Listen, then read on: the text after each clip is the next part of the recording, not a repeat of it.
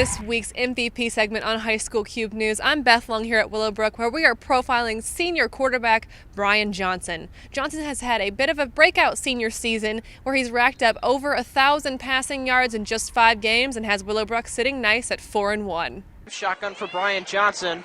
Takes a snap, fakes a run, rolls out, throws to the end zone. It's caught for a touchdown. All right, Brian, I know that this season has been a coming out party for you so far. Just what has made this season different than the previous ones here? I think it's working with the guys that are on our team, because I've been with them since freshman year, and just great team chemistry and just working together for these years. You can't replicate that. It's just knowing each other and trusting them is a big thing of it too.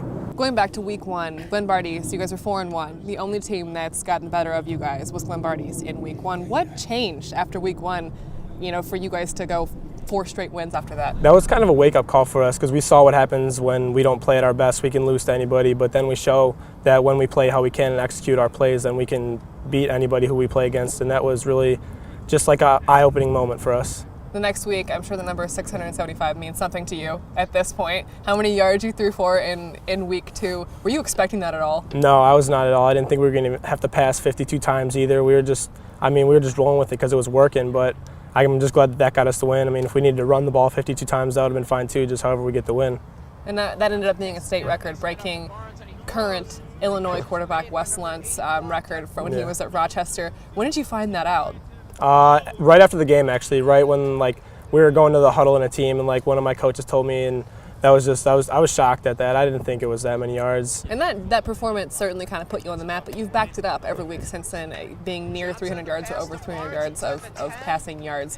What do you think is the difference for you this year as a quarterback? I think it's understanding the offense more. Last year was brand new to me. We were just putting in things, and I was just trying to get it on the fly. Right now, I have it knowledge from last year, so we're just building on that, and just knowing our offense more, the ins and outs of it is really helping me out. And you originally started playing football because you wanted to cross-train for baseball. Yeah. And I thought it was going to keep me in shape, and I also thought, I know a lot of kids on the football team, it'll be fun for me, and then it just kind of took over. At what point did you think, hey, maybe football is the way I want to go with this in college? I think it was the beginning of this year, after these first few games. Last year had some success too, and that's where I was leaning towards football, but this year pretty much made it solid. I want to play football in college. And week 1, there were a list of this guy could be the MVP, this guy could be the MVP. After week 2, all of a sudden your name's on that list. What has that kind of media attention and the attention from everybody been like?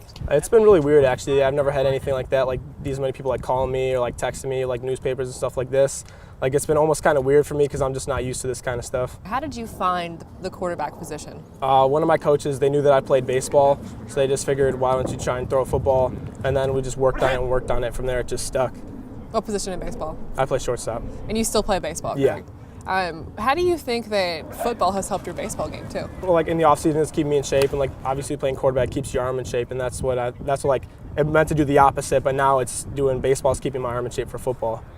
And what do you think is the maybe motto or the kind of underlying motivation for this team this year? Ours is just to prove ourselves, just to earn the respect that people haven't given us yet. Last year, they all think, oh, it was a fluke, you guys had a good year. But we're just trying to prove consistently that just wasn't a fluke. That's who we are. We're a good team. And I know that you've spread the wealth kind of all of these passing yards. There was no one receiver that got 600 yards when you threw for 675 yards. Having a strong receiving core, how much does that help you? That's really great because if something goes wrong on one side of the field, I know I could trust the guy on the other side of the field to be where he's supposed to be. And that was a big part of it, working with these guys like Hayden and Devin. I've been working with them all 4 years, and that's just great confidence that I have in them to be where they're supposed to be. Well, best of luck the rest of the season. Thanks for joining us on High School Cube News. I'm Beth Long here with Brian Johnson here at Willowbrook High School. Make sure you stay tuned for next week's segment.